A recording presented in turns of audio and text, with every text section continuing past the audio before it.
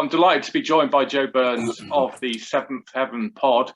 Joe talking to us from Tokyo, where he's working on the Sevens competition, which starts on Monday. I bet you're really excited about it, Joe, just for the fact of getting outside of those four walls. Yes, it is. It's a little bit tight in my isolation room at the moment, John, but konnichiwa to you and to all the rugby tipsters out there. Hopefully going to give you a few pearls of wisdom for your betting coming up to what's a really exciting Olympics in both the men's and women's. If you don't know Joe, there's probably not a keener eye on rugby sevens in the world of rugby at the moment than him. Watches it every week, commentates on it, reports on it, and he's going to be there on the spot. And I'm sure you've got a few interesting insights to share with us in terms of where the value is in both the men's and women's competition. The men's starting on Monday through to Wednesday, and the women's follow straight after. So we'll start with the men's in chronological order. And the favourites are Fiji, closely followed by New Zealand. Is that the right thing? Yeah, I guess, typically and almost inevitably, New Zealand and Fiji are being touted as the favourites. Fiji, the reigning gold medalist, New Zealand, the reigning World Series champions.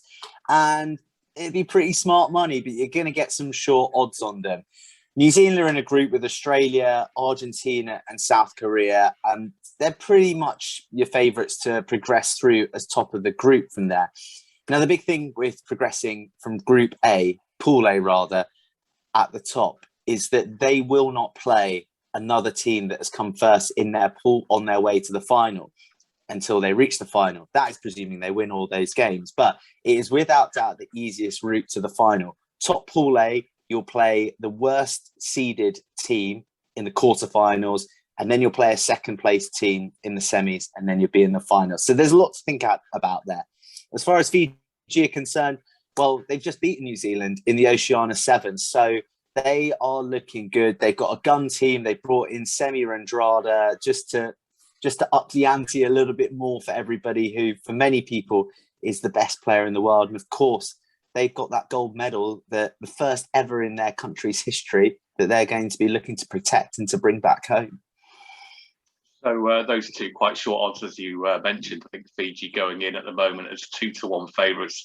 New Zealand only a fraction of a point bigger than that.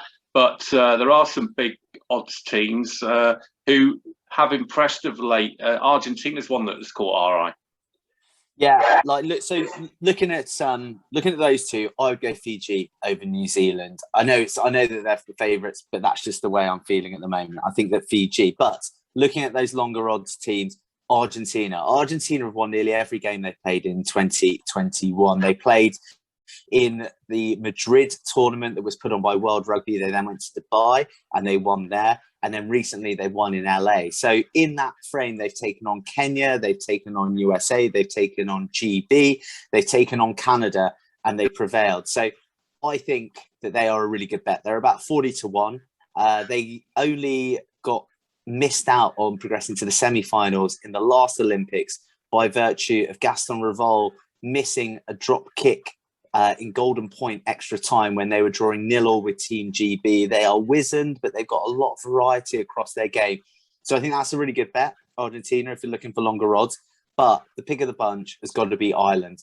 Ireland, 66-1, depending on where you look. They have just won the Monaco repechage. They defeated a very, very good France team who impressed all the way through the last World Series. And they have got blockbuster players. Like genuine blockbuster players. They've got Jordan Conroy, who for my money is the fastest player on the series. That's including Dan Norton, Carlin Isles, Perry Baker, all those massive names that you've heard of. Jordan Conroy gets the ball, he scores tries. He was playing for Ireland in their first year on the series, and he was the top try scorer across the whole of the series. That's how good this guy is. There's other players in there like Terry Kennedy and Harry McNulty, who they've just brought back from the LA Giltinis in Major League Rugby. And the thing about Ireland is if they either top or come second in Pool C, they're going to meet maybe GB in the next round. And Ireland beaten England quite a few times recently. And GB is predominantly made up of England, so I fancy their chances. And once they're through that, they're into the semis. Their odds are going to be slashed, and that's where you start to take profit. Yeah, and they're definitely the romantics pick, aren't they, Ireland? What with the Love Island winner in the lineup? Yeah, 'tis the season to be all over Love Island. And yes, if you like sevens players on paper, then Ireland is the team for you, because Greg O'Shea, who won the last summer series of Love Island, is in the Irish ranks. But I think if you were to ask Greg honestly, he'd rather a gold medal than he would a Love Island gong. But we'll see. He's got a great team and he's got a great chance. You're very good mates with Tom Mitchell, the Team GB captain, so we can't move on to the women's competition without touching on their chances. How do you think they'll go? Yeah, I think GB is a really interesting prospect. The makeup of their team, it's not very physical. They haven't gone for many forwards. In fact, some would say they've gone for no forward. But they've got a lot of playmakers, a lot of energy, and a lot of speed. They've also got the experience of players like Mitch, like Dan Norton, like Dan Bibby, who went to Rio and they came back with a silver medal unexpectedly, similar to the preparations that Team GB have enjoyed or endured, depending on how you look at it. They've come through adversity. And you've got to ask yourself, is that adversity going to galvanise them? Is it going to be that backs to the wall, in the trenches feeling that is going to bring this team together to outperform? They're in a good pool. Pool B, Fiji, Canada, Japan. You back them to go through a second place, and then it's in their destiny, really. So I think that you can't write off GB. They're not one of the favourites, but definitely do not write those boys off. Yeah, they could get strength from that adversity, like you said, with all the challenges around coronavirus and also the funding, only getting funding via the national lottery route a few months ago, if that. Yeah.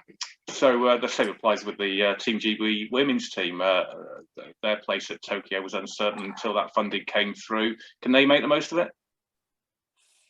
You know what? I've just had a chat to one of the Team GB players, Abby Burton, and there's a lot of confidence that's running through that camp. Again, they're a very, very new team. If you look at the side that they took to Rio as Team GB, very, very few faces in there. They've brought in some experience in the shape of Mo Hunt, who is the England and Gloucester Hartpury scrum half, and also an excellent pundit as well. I think she's going to have a long, fruitious career on the mic when she retires. But it's about the younger players. It's the more exciting players. It's the Meg Joneses, who was the top point scorer in the Allianz Premier 15s recently. Celia Quansah, Deborah Fleming out on the wings with Gasterburn, Emma Uren of Saracens, Abby Burton, who I mentioned, bringing the biff up front. So I think there's a lot of youthful optimism in that team, and they performed increasingly well in their games against Ireland and then out in the LA tournament. So I'm interested to see what GB are going to do. They're in a tough group. They've got New Zealand in there, and they've got Russia, who won the repechage in Monaco, and Kenya. I think Kenya are just happy to be there. Russia, they need to overcome. And New Zealand, well, I'm sure we're going to talk about them now, aren't we? Yeah, absolutely. Yeah, Russia won one half of the repechage, France won the other, and I know you rate some of their players like Shannon Izzar very highly, but like you say, you can't really look past the All Blacks Ferns, surely. I mean, nothing's a sure thing in sport, and rugby throws up the occasional upset. Sevens is pregnant for throwing up upsets just because of the machinations of the game. 14 minutes, you leak a couple of early tries. You do get these upsets that happen because of the confined nature of the game and the opportunities that are thrown up. I cannot see anyone beating New Zealand, though.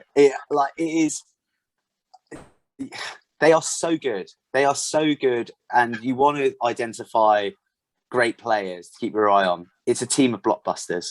I'm going to pick out Stacey Fleur, who, older viewers might remember her as Stacey Wacker, Ruby Tui, Portia Woodman, who women's rugby observers, certainly of an English persuasion, will know very well from haunting some of their ambitions in World Cups and also Test series in the 15-a-side format. They are just laced with high-quality players, and they seem to be on this irresistible winning streak that's seen them only lose 3 times in about the last 2 or 3 years, including the series and all the games that they've played against Australia, Fiji, and the likes. She may be named after a sports car, but she's a Rolls Royce of a player, isn't she? Porsche. Very, very You good. can have that one for free, Joe. Yeah, I'm going to be stealing that one. Well, I hope you enjoy the tournament. I'm sure you will, and hope the room service continues to keep you well fed and watered before you get out of your quarantine. I will do, John. But if I was looking to upgrade my hotel room, I'd want to go for an outside bet in the women's, and I'll toss you a few extras, just that are worth catching the eye. And that is to say that Australia, presuming that New Zealand finished top of Pool A, the gold medalists from 2016, they won't meet New Zealand until the final. The ways that the pools are drawn and the way that I see things unfolding, you go down to one game, winner takes all. Anything can happen. Remember, the finals are 7 minutes each way now. They're not 10 minutes each way like they once were, like they were in 2016. So can Australia spring that upset? They've played New Zealand a number of times in the Trans-Tasman tournament. And yes, they've lost, but they've run them close on a number of times. And we're talking about the best in the world here. So they're going to be well placed to perform. The other ones I'm picking out are France. They won the other Monaco repechage. They did really well on the series. And you mentioned already, players like Shannon are proper game breakers. And Fijiana, this is the female Fiji team. I think they're about 100-1. Now, they beat Australia over in Brisbane recently. They're a growing force. They're in a group with Canada, France, and Brazil. You've got to presume that everyone's going to sort of take Brazil to the cleaners. And with that points difference, they then sneak through into the quarters. Do they grab a win and get through to the semis? And then suddenly, again, you're looking at odds slashed and being able to cash in on that 100-1 money that you put on previously. So they're my dark horses for you. Well, if that one comes in, I'm sure you'll be turning, what is it, left or right? I never know because it's only one way for me, but to business class anyway, not economy class. left, John, left. Right. You can tell you worked in the city. But sevens will be the sport that everyone's talking about, no doubt, next week. And Joe, thank you very much for sharing those insights. And if you want to keep in touch with the world of sevens, there's no better place than Joe's pod, Seventh Heaven. Thanks very much, John. Absolute pleasure. Good luck to all the punters out there.